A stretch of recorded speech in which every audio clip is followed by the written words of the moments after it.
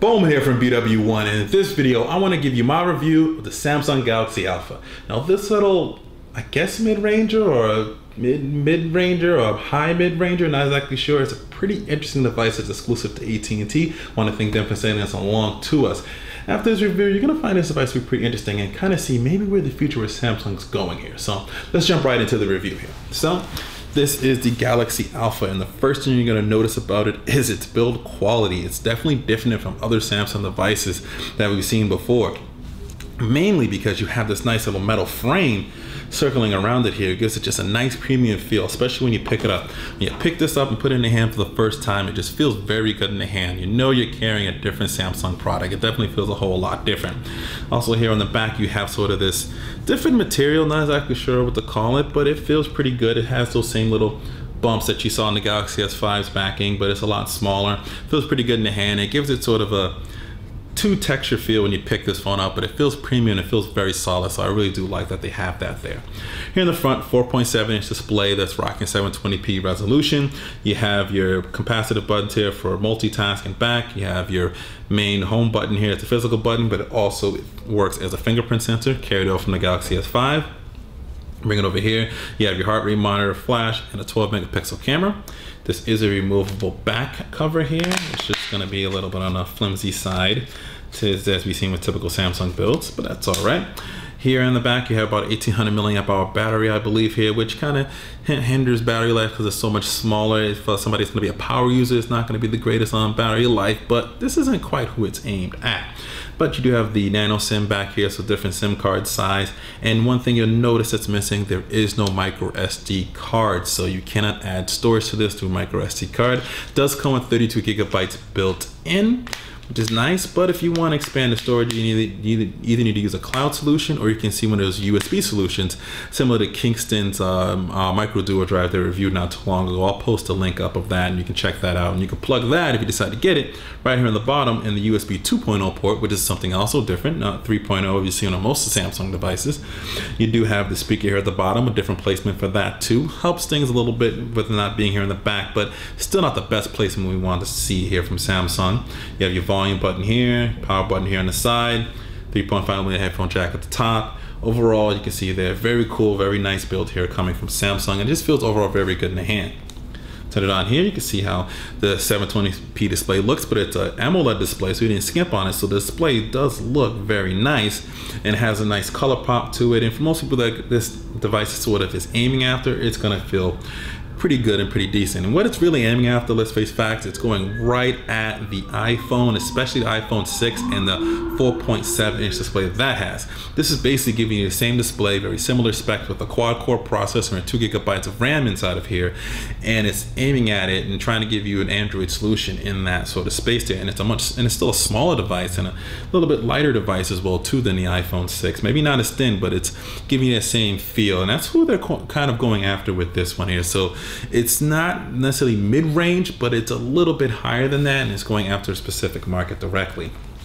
So let's take a look here. You can see that it's running Samsung's TouchWiz, which is very similar to what we've seen in other versions of it. It's based on Android 4.4.4 on here. So you have the My Magazine, you have the colorful icons and pop, and it's stuff that if you've used a Samsung device before, you're very familiar with this. They did include some cool things. You do have multi-window mode. You do have the toolbox that you see in the Galaxy S5, so they added those and kept those in here, even on a device sort of what's not on their high-end level. Multi-window mode is still here. Even though it's a 4.7-inch display, you still can get your multitasking on if you want internet files on one end. On the other, you can still get your multi-window mode on, which is pretty cool. Move things around. I think we rotate this. Should rotate around like that. So you still get that, which is pretty cool.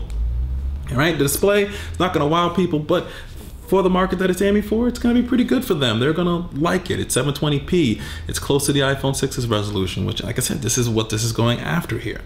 Let's go ahead and move the multitasking window out. You can see some of the preloaded software exclusive to AT&T, so you get all this nice little AT&T bloatware.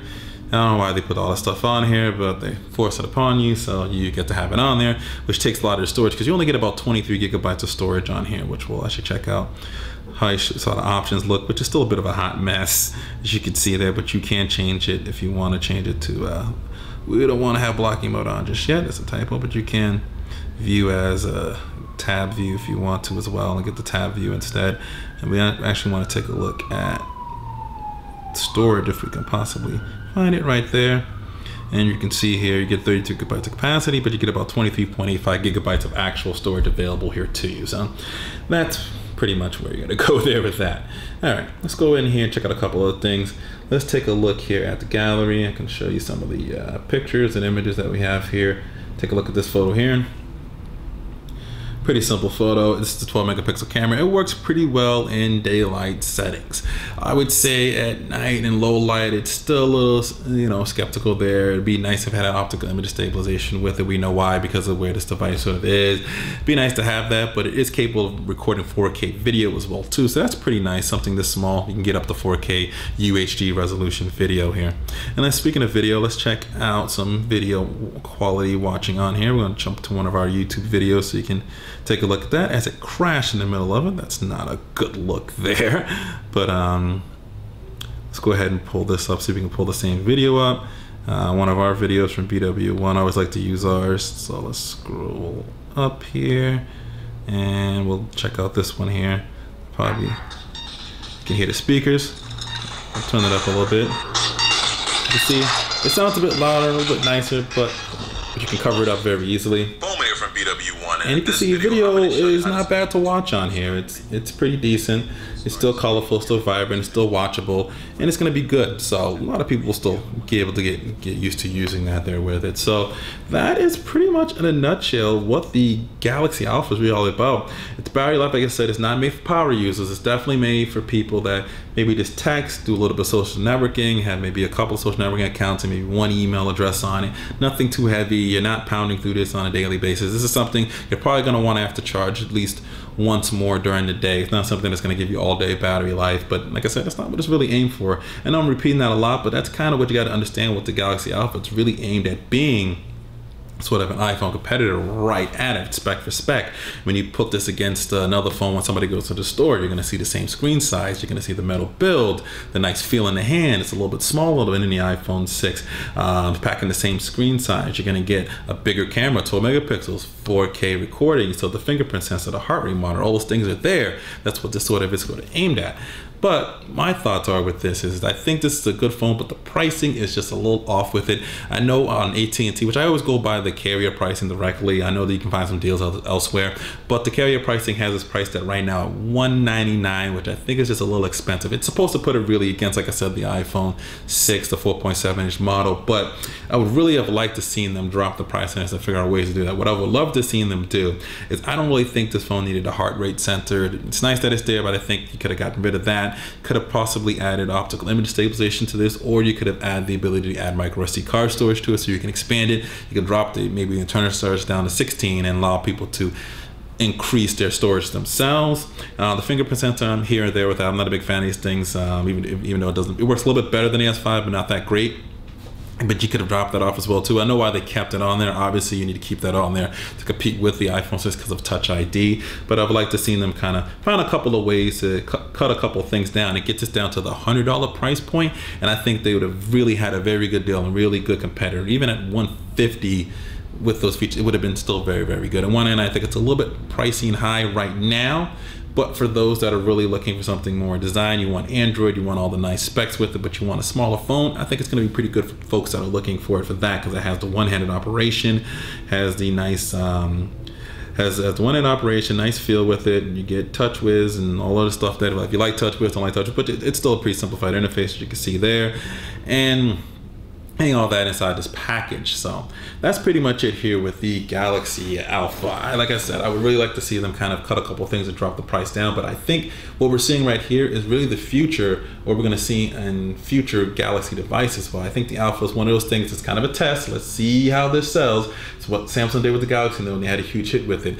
I can see the next versions of the Galaxy S6 coming out next year, and you can see that having maybe an S6 Prime and an S6 Alpha, sort of the bigger and then sort of the mini one here to sort of compete in that regards. We're going to see maybe more of a metal build and finish and stuff like that, because this same similar finish is also on the Note 4 as well too. But that's my talking here on the Galaxy Alpha, my review on the Galaxy Alpha. Like I said, it's a phone I'd recommend. I would like to see it drop in price a little bit before someone picks it up, but other than that, thumbs up here. So this is Bowman from BWOne.com. If you like this review, definitely give it a thumbs up. It always helps us out. And I always like to have the screen on when I'm talking for whatever reason. So also be sure to subscribe to our YouTube page here. Be sure to connect with us on all our social networks, Facebook, Twitter, Google+. All the links to those in the description. Also share this video around if you think it'd find any help for anyone out there. Share this around if you liked it as well too. And always remember to live your tech world in high definition. Thanks for watching.